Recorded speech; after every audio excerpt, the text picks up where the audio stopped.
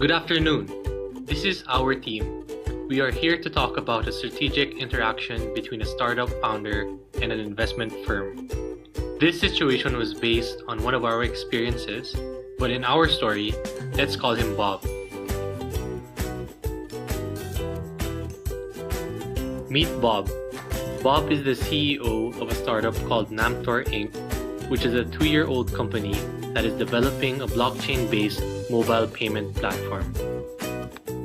Bob is a dreamer and also a passionate entrepreneur. He enjoys taking challenging concepts, bringing them to reality, and making them work. Once the startup is established, he sells his startup to investors who have interest in the company and have the resources to run the company. Namtor Inc. is now a successful company with a working solution and has orders in the pipeline to provide payment solutions to small businesses. Bob now wants to sell Namtor Inc. and pursue another groundbreaking venture with his friend Jack. Meet Anne. Anne works for an investment firm that acquires promising startups and runs them to make a profit. Anne is looking to invest her money in a firm where she believes she could make profit. Anne is also looking at other startups that are anonymously competing with Namtor Inc. for this investment. Bob, having raised the company, knows exactly if his company has good fundamentals or not. A company is said to have sound or good fundamentals if it has a good idea, good resources, healthy financials, and good networks. Anne also knows that every company pitches itself as having excellent fundamentals. But in reality, 95% of these firms end up failing because they did not have good fundamentals. This makes it very difficult for Anne to judge whether a firm has sound fundamentals or not. Bob faces two options while deciding on what price to ask for Namtor Inc. The first is bid reasonably and offer to sell Namtor Inc. for what it's worth plus a humble profit, or 2, bid ambitiously and offer to sell Namtor Inc. for what it's worth plus a hefty profit for himself.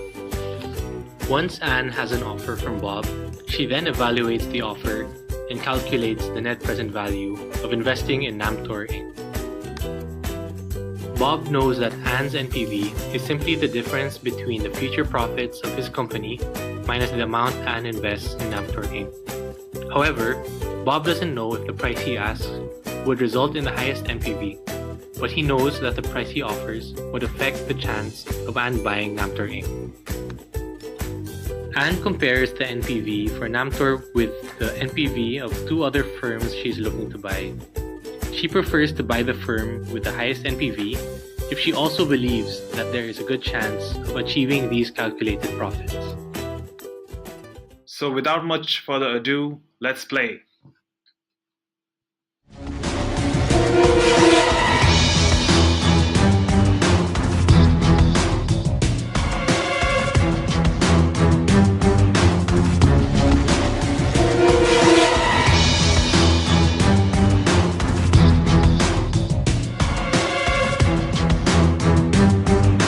This strategic interaction has 3 players. The first is the nature player, which represents external variables that affect the following chance nodes. First, by deciding whether a firm truly has good fundamentals or not, with a probability distribution of 5% and 95% respectively. This move is known to Bob, but not Anne. And second, modeling competitive bids and defining probability distribution for Namtor Inc. having the highest NPV among competing firms. This information is known by Anne, but not Bob. Our first player is the entrepreneur Bob, who is the CEO of Namtor Inc. Bob's move is to decide whether to ask for an ambitious price for Namtor Inc. or a reasonable price. Our second player is investor Anne. Anne's move is to decide whether to buy Namtor Inc. or not based on the NPV, and also on her belief of achieving that NPV. Now let's look at the asymmetry in information in this game. At the end of the first nature node, Bob is aware whether his firm has good fundamentals or not, while Anne doesn't know whether Namtor Inc. has good fundamentals. After Bob presents his offer to Anne, he doesn't know whether at this price he ends up with a higher NPV among competition or not, but Anne knows this information. Now let's look at how we arrived at the probabilities at each of the chance nodes. At the first nature chance node, we assume that the chance of success of a firm depends on how good the fundamentals are. Since 95% of startups fail, we assume that there is a 95% chance that a startup has bad fundamentals, and a 5% chance that the startup has good fundamentals.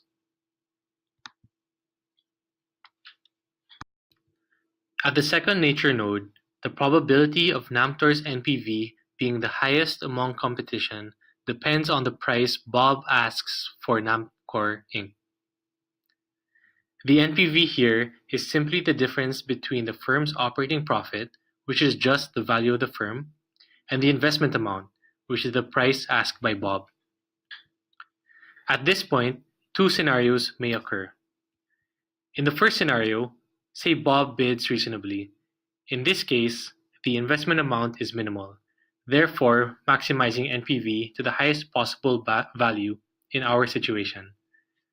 For this case, there's a high probability that Namtor Inc. has the highest NPV amongst the rest of its competitors. We have assumed this probability as 2/3 or 67%. Now, let's look at our second scenario. In this case, Bob decides to bid ambitiously. Here, the investment amount is higher, therefore NPV is lower than the previous case. For this case, there's a lower probability that Namtor Inc. has the highest NPV amongst the rest of its competitors. We have assumed this probability as 1/3 or 33%. Let's look at the rationale behind the payoffs for this game. The value of the firm is represented by the operating profit expected during the firm's lifetime. This value is lower for firms with bad fundamentals and high for firms with good fundamentals.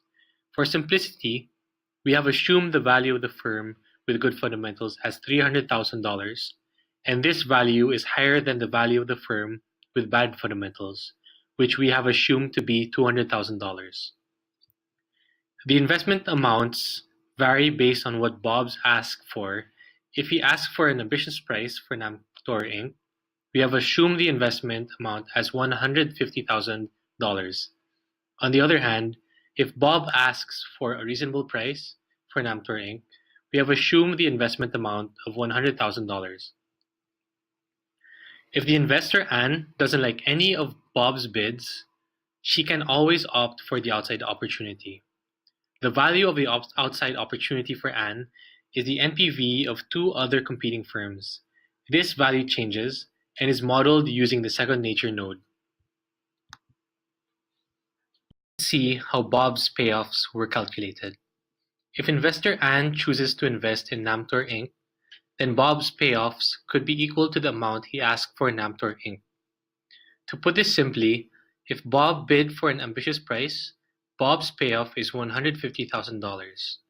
And if Bob bid for a reasonable price, then Bob's payoff is $100,000.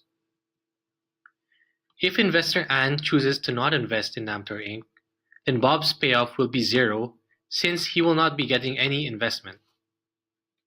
As for the payoffs of investor Anne, this was based on her preference to invest in the firm with the highest NPV amongst the competitors. If she invests in a firm that does not have the highest NPV amongst other competitors, she will lose 25 points due to the hassle of having to justify this action to her manager. Therefore, if Anne invests in Namtor Inc., then Anne's payoff will be equal to the value of the firm minus the investment price, depending on the situation. If Anne chooses to not invest in Namtor Inc., it means that she chose to invest in one of the competing firms. For simplicity's sake, let us assume that her payoff from investing in the competition with the highest NPV is at least as much as her payoff from investing in Namtor Inc. if Namtor Inc. has the highest NPV in that situation. So that's as far as the description of the game goes. Now let's look at the extensive form of this interaction as modeled in Gambit.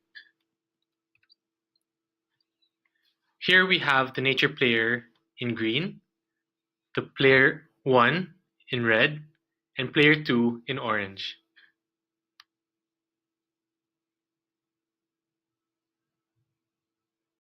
As we computed the Nash equilibria for this game using Gambit, we were able to find 12 Nash equilibria.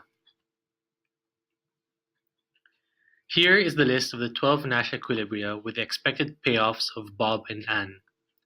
The optimal strategies for both these players comprise of a combination of pure as well as mixed strategies. We will be focusing on a few unique cases of these pure and mixed strategies in more detail shortly. The others follow a similar pattern and are omitted from this video as they are already well represented by the cases we will discuss. The case we will walk you through is Profile 5, a pure strategy Nash equilibrium. In this case, Bob decides to go the ambitious route regardless of what nature decides. In other words, let's say if nature decides that the fundamentals for Bob's startup are good, he will decide to bid an ambitious valuation. Similarly, if nature decides that the fundamentals for Bob's startup are bad, he will still decide to bid an ambitious valuation. If this is the case, let's see what happens.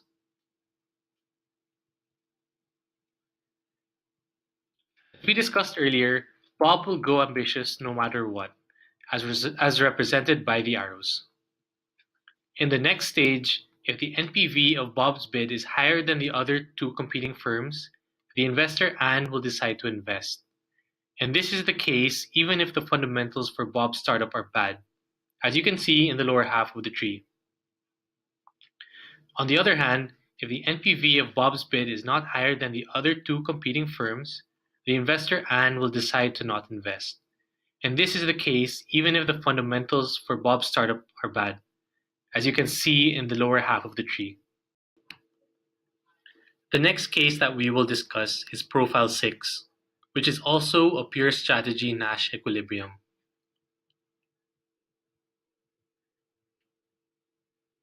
In this case, Bob also decides to go the ambitious route regardless of what nature decides.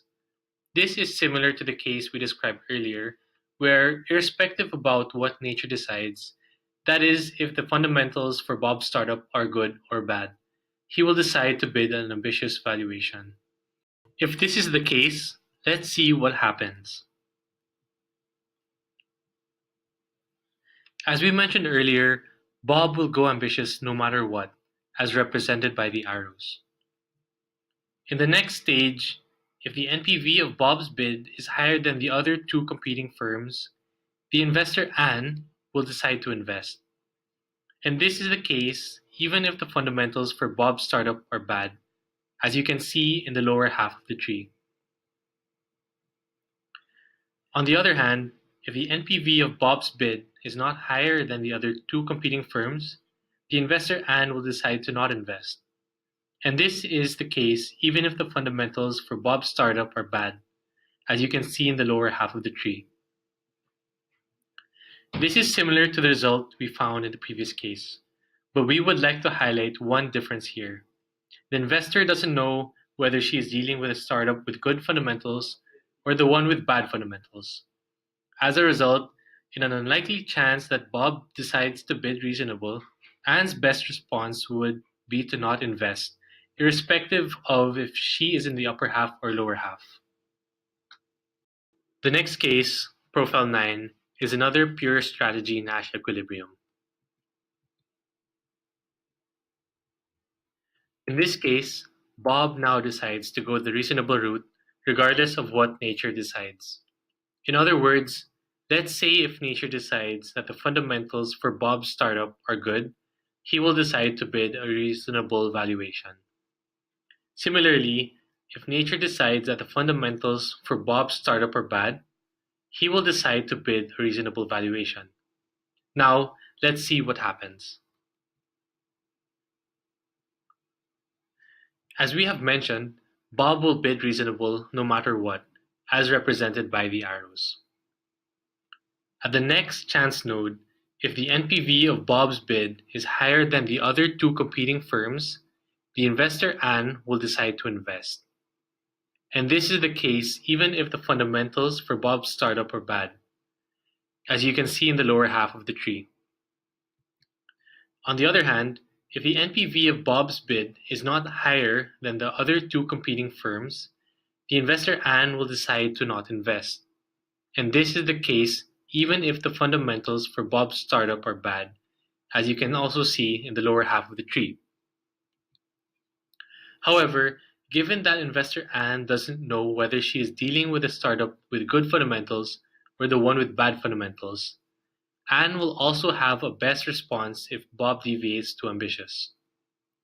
As a result, in the unlikely chance that Bob decides to bid ambitious, Ann's best response would be to invest if she ends up with the highest NPV. It is important to note that this will happen 1/3 of the time, and she will choose to invest regardless of whether the startup has good or bad fundamentals in this case. And similarly, Ann will not invest when it is not the highest NPV, which happens 2/3 of the time. And again, she will do the same, irrespective of the fundamentals. The last pure strategy Nash equilibrium we will be discussing is profile 12. Similar to the previous case, Bob decides to go the reasonable route, irrespective about what nature decides. That is, if the fundamentals for Bob's startup are good or bad, he will decide to bid a reasonable valuation. So let's see what happens. In this case, Bob will bid reasonable no matter what, as represented by the arrows. Similar to the case discussed earlier, at the next chance node, if the NPV of Bob's bid is the highest, Ann always invests irrespective of the fundamentals. If the NPV of Bob's bid is not highest, Ann never invests, irrespective of the fundamentals. The main difference from the previous profile was that if in the unlikely chance that Bob bids an ambitious valuation, regardless of dealing with a startup with good fundamentals or the one with bad fundamentals, Ann's best response would be to not invest for when NPV is not the highest, which happens to be 2/3 of the time for both good and bad fundamentals. Move on to discussing the mixed strategy Nash equilibria. The first mixed strategy is profile 7. For this case too, Bob chooses to bid the reasonable route, irrespective of what nature decides for the fundamentals. Now, let's see what happens. In this case, Bob will bid reasonable no matter what, as represented by the arrows. At the next chance node, if the NPV of Bob's bid is the highest, Ann always invests irrespective of the fundamentals. If the NPV of Bob's bid is not highest, Ann never invests, irrespective of the fundamentals. Ann will also have a best response if Bob deviates to ambitious in this mixed strategy case. As a result, in the unlikely chance that Bob decides to bid ambitious, Ann's best response would be to invest if she ends up with the highest NPV, which happens 1/3 of the time. And Ann will not invest with a probability of 5/6 of the time when it is not the highest NPV, which happens 2/3 of the time. And again, she will do the same, irrespective of the fundamentals. As you can see, this becomes a mixed strategy as Ann will have to decide between investing and not investing with different probabilities in the unlikely case when Bob deviates to the ambitious route. The last mixed strategy Nash equilibrium we will talk about is profile 10. In this case, Bob also chooses to bid reasonable, irrespective of what nature decides for the startup's fundamentals. So let's see what happens. As mentioned, Bob will again bid reasonable no matter what, as represented by the arrows. At the next chance node, if the NPV of Bob's bid is the highest, Anne always invests irrespective of the fundamentals. And if the NPV of Bob's bid is not highest, Anne never invests irrespective of the fundamentals.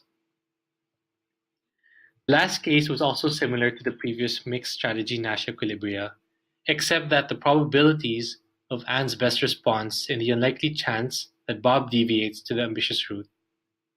In this case, Anne's best response would be to invest 2/3 of the time when she ends up with the highest NPV and not invest 2/3 of the time when she doesn't end up with the highest NPV. In conclusion, we learned how to apply game theory in real-life situations, and we also understood how our strategies can change based on how our beliefs change. Initially, we believed that an entrepreneur would always bid ambitious to get the maximum valuation for his firm. However, after our analysis, we were able to identify different strategies for both the investor and entrepreneur under different situations. This exercise has also taught us how intuitive options may not always be optimal, especially when there is asymmetry in information.